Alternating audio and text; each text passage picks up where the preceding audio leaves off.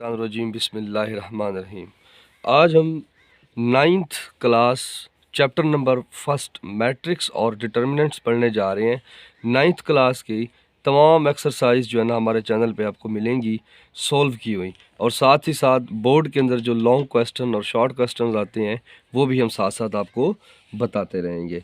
पहला हमारा टॉपिक है जी मैट्रिक्स। मैट्रिक्स कहते हैं सिंगुलर को, मैट्रिसेस है इसकी प्लूरल, जम्मा को बोलते हैं जी।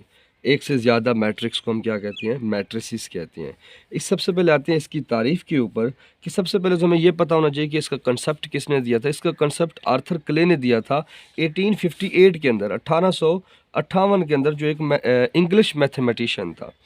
उसके मुताबिक वो तारीफ़ उसकी यूँ करता है कि आ रेक्टेंगुलर अरे या formation of a collection of a real number से 0 1 2 3 4 एंड 7 सच एज 1 3 4 7 2 0।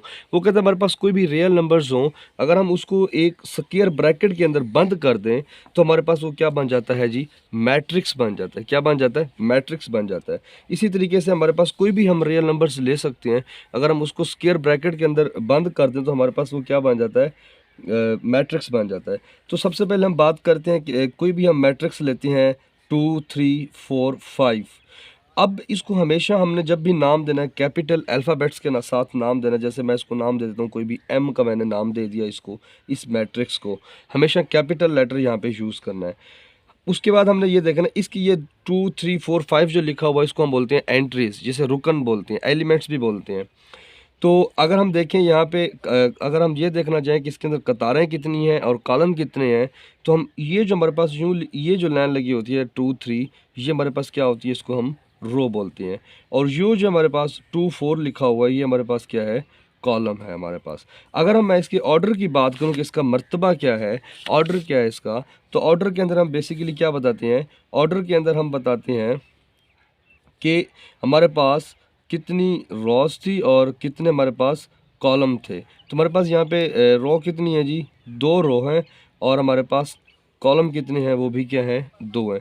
इस यहाँ हमारे पास क्या आ गया, इसका ऑर्डर आ गया।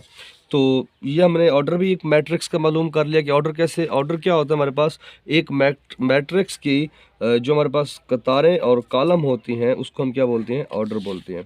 उसके बाद हम चलते हैं जी इक्वल मैट्रिक्स के ऊपर। सॉरी, इक्वल मैट्रिक्स हमें क्या कहता है, इक्वल मैट्रिक्स की हमारे पास 2 कंडीशन होती हैं।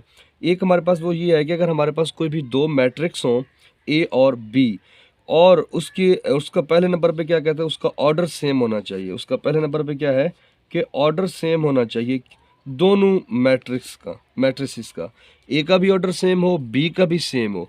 दूसरी कंडीशन हमें ये बताता है कि जो इसकी कोरस्पॉन्डिंग एंट्रीज हैं, लाइक यहाँ पे 0 है, यहाँ पे 0 होना चाहिए, 1 है, यहाँ पे भी 1 होना चाहिए, 3 है, यहाँ पे भी 3 होना चाहिए, -4 है, यहाँ पे भी -4 होना चाहिए। तब हमारे पास ये क्या बनेगा, इक्वल मैट्रिसेस बनेगा। ठीक हो गया। उसके बाद हम बात करते हैं जी, चलते हैं एक्सरसाइज 1.1 के ऊपर कि find the order of following matrices, कि हमने इसके जो है ना ऑर्डर मालूम करने एक्सरसाइज 1.1 के, रोक है।